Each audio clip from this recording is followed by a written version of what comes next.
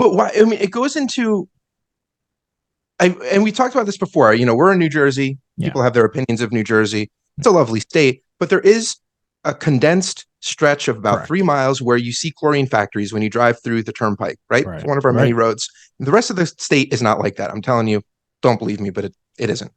But you'll pass through this and it stinks. It stinks. Sulfur. It's like smells bad. And there's housing right there. And when you hear about these cancer alleys in other states and stuff, you can relate and say like, oh, wow, like this must be a terrible place to live. I cannot believe they allow people to live here and they don't offer an affordable alternative in a safer environment. And you wonder, hearing about this type of thing, not only should you not be zoned to live there for the exposure to carcinogens in a business as usual setting when things are operating well and they're just dumping pollutants into your environment. But what happens when something goes bad and you have zero chance of getting out there? Remember when 9/11 happened, the buildings came down. That was exposure for a day or a couple days, and that impacted them for lives if it didn't kill them, the first responders and stuff. What happens when you're ingesting this black smoke, when you're inhaling this black smoke? Like it's you should not be allowed to be around this stuff. And if there's a potential for this type of harm and hazard, we just need to completely rethink how we organize ourselves.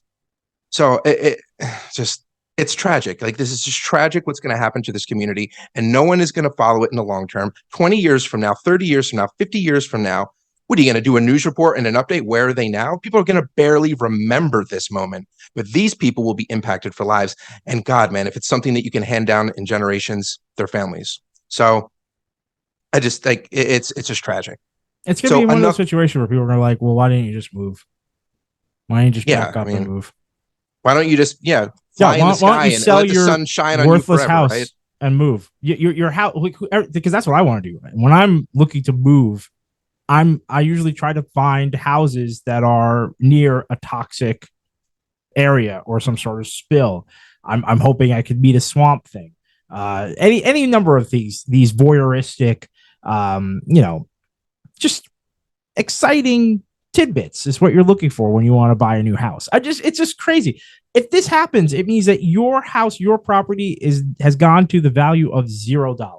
So how do you buy your investment, your housing, your the thing that we all covet in this country, home ownership? It is now, your nesting is zero. It is down to nothing. Where do you go? How do you get out of there? You can't. You're locked in. You're stuck. You're stuck for generations because all the wealth that you were banking on from that house has just gone up in the oil spill. It's gone up in the puff of smoke, the fumes, whatever. That took your value. That took all your wealth with it. That's what's crazy about it. And people will just go, well, why didn't you move? That's the insanity of the whole situation. It's nuts. Now, anyway. Okay, let's be fair. That's when something goes bad. But I did say, well, what happens when things are okay? And sure, I mentioned that pumping those pollutants into the atmosphere has an adverse effect on people's health and maybe their descendants' health for generations to come. But who am I?